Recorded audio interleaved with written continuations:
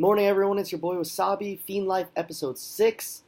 This time, first, I'm going to talk about the Nebs recap, and then I'm going to talk about my performance in Nebs and what I thought.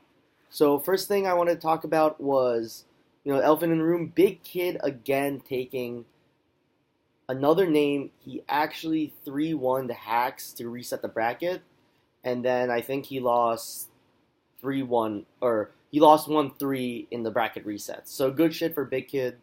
Other upsets, sort of. I lost to Eminon in loser, so I had to make a run.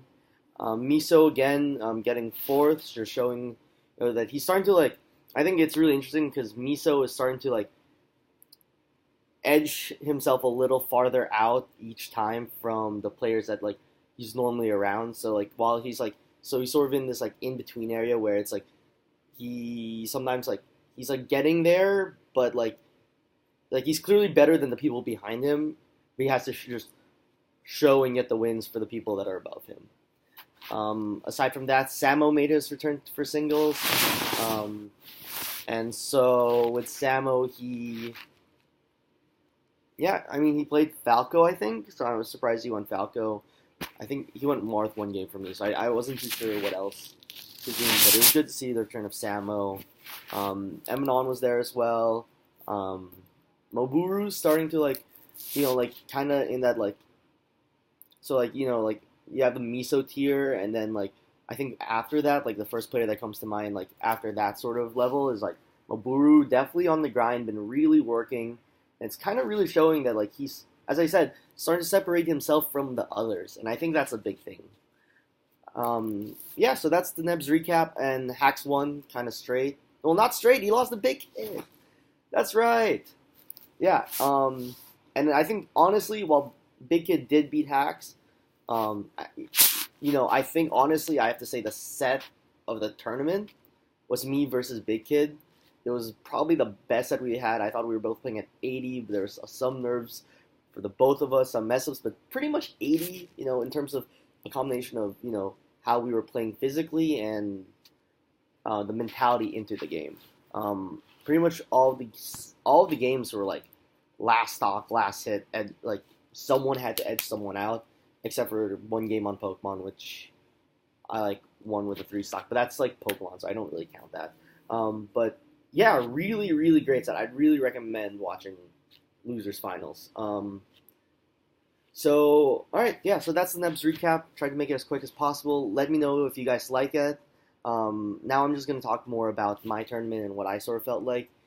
So first, I think I had to play... Who did I have to play for round one? Round one, I had to play Sailor Mercury. Actually went to game 3. She went Doc. I really like it. I had to get used to the Doc and kind of remember how to play against Doc. So that was kind of cool to see.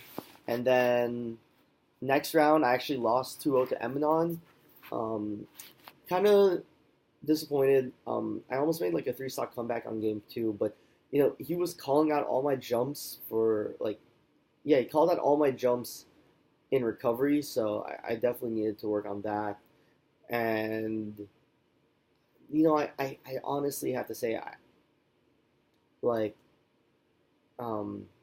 tech wasn't clean enough. I showed up to school, there's a pop quiz on execution, and I failed it. And good shit for Eminon, I think. Yeah, so that's kind of it. I was hoping to get the rerun in Losers, but I got Miso instead, which was cool, and I'll talk about that later. So, I got 2-0'd by Eminon, went to Losers early, had to play, I believe it was Lou? Yeah, I had to play Lou. Also went to game 3, again, that kind of period, those 3 sets, he was a solid Sheik, made it tough, clutched that game 2 against me. But, I sort of, mentally I was there, but physically my hands felt really cold, cold enough where I was missing L cancels, and I actually even asked Aziz for some hand warmers because I just felt like I couldn't move really that well, and I needed to warm up. So, and then we get to the Moburu set. Nervy game 1, really a player that I think has really improved. Like no one knows it because he's starting to go to Nebs more, but he released from NYU, so he went. I always see him at the NYU tournaments. He's really been making waves. I really believe like he'll start moving up. I think he's starting. I think that you're starting to see it, as I said, that he's starting to edge people out in terms of like there's a clear distinction between him and the people below him. And then, but yeah, so game one he almost took it. It went to last stock. I mean, I sort of like came down from the Angel platform, called his dash away, up throw, up smash sort of thing. But yeah, and then game two was sort of, Martha's a very comfortable matchup for me, but game two was sort of when I really became alive. Like my hands were warm, and I started feeling myself, and I started getting my momentum back and my rhythm back, and it really showed. And I got this one sick combo on him. Shout out to Mobaru for that. And then I got it like 4 times. I know it was mad disrespectful. I said sorry afterwards, and I honestly, there's no beef whatsoever between Mobaru and me.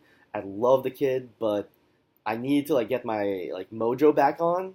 So like I just did to like have fun and like to like just kind of fool around, be a little silly, and like sort of feel myself, really feel myself, because like my hands were warm, my hands were finally there. I don't know why they took so long. I think maybe I'm gonna start thinking about like a more regimented version of warming up, or I actually warmed up with a lot of doubles, which love teams, but maybe I gotta play a little more singles before starting. And then so yeah, I started feeling myself that game. I played Samo, so that was a 3-0. He played Falco for the first 2 games, and then Marth, and so I sort of was like, that's I think when I peaked, like energy wise and like mental wise, I was fine. My mentality's as solid as it can be, but like physically wise, like I was moving. So yeah, I mean that's sort of like as much as I could say about like I was really feeling myself. I was like in the moment, in the zone, and then I played Miso. Miso is a player where I sort of play him a lot, so I knew a lot of his habits, and he's a really good player. So actually a player that, like as I said before, I'm like, it's not that I just know when I run into him. Yeah, I'm not scared to run into Miso, but I know when I run in because I'm not like, to clarify, it's not like that's not like a dig. I'm not really scared to run into anyone in bracket, but like it's more so it's like when I run into Miso, I know I need to be like playing at a certain level. Like I know I need to show up to the game, or I'm gonna get rocked by the kid because he's really good. He's getting there. It was a 3-0. All of them were last stock. I think really, I think Miso was really beating me on my neutral, but like I was just sort of getting the punishes. He rolled in a lot he rolled in a lot from ledge from the corner, and then he rolled out on the platform. So I got way too much mileage on that.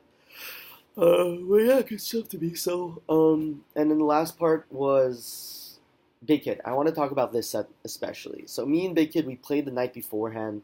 We're playing really well. I was actually way more rushed down against him on Monday night.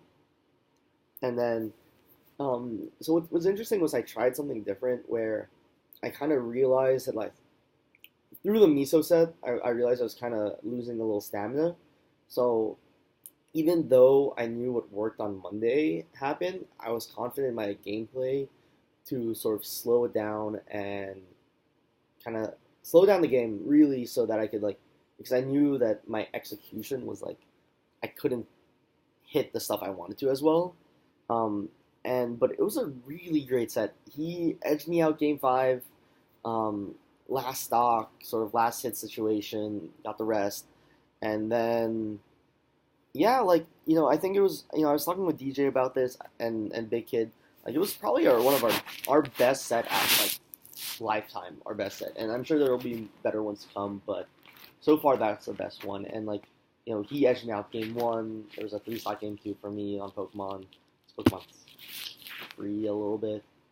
And then, like, game 3, I barely edged him out on Dreamland. Game 4, he barely edged me out on Dreamland with a jump rest. Game 5, he edged me out, so, like, good shit for Big Kid. Like I think like both of us, as I said earlier, we were playing at like an 80. Sort of my mentality going into it. Like I think this is what I specifically wanted to talk about was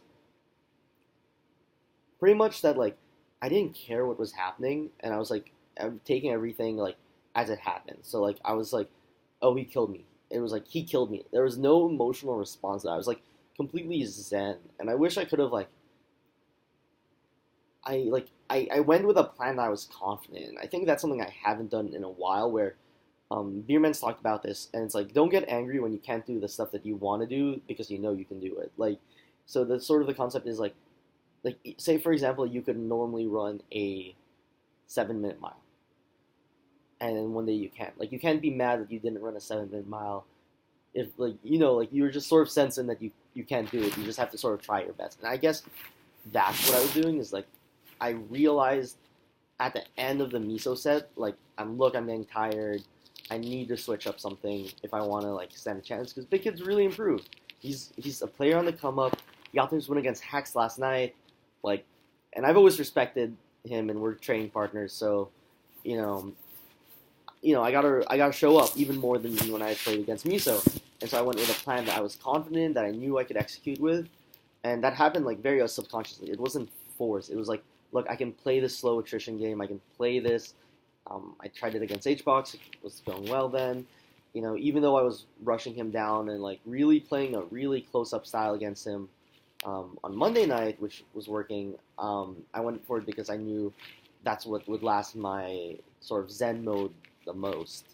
And so, you know, I wasn't getting mad that I couldn't hit certain things. Like even when I missed like some turnaround up tilts, and I just like reverse jab, reverse F tilt him, and it was like kind of annoying, but you know, it didn't bother me in the moment. And I think the big thing there was that I said, this is my game plan, this is what I'm going to do, and I played it out, and I played it like in the moment sort of thing. So whatever happened, happened. One of the biggest issues going forward, I think, is that I want to figure out how to safely dodge invincibility, because he killed me at least 4 times, I think, from his invincibility, catching me jumping, catching me running away, catching me running in. He got a lot of mileage for that. So I couldn't really build a lead that I wanted to, and it was definitely a slobber knocker of a set. So yeah, I mean, that's sort of what I think. It was a really great set. You know, of course it hurts to lose, but it also feels good to lose in a weird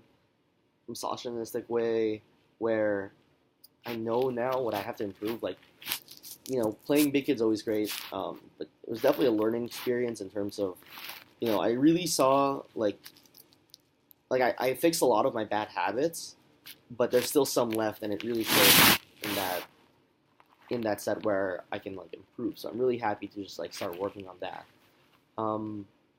Yeah, I don't think there's, like, too much to say. You know, again, feel free to like, comment, subscribe. This video's a little longer because I did the Apollo recap. If you have any questions, hit me up on Twitter at wasabi_SBP, or comment on the YouTube video, or comment on Facebook, because I'm about to post it there. Peace, guys. I gotta go to work.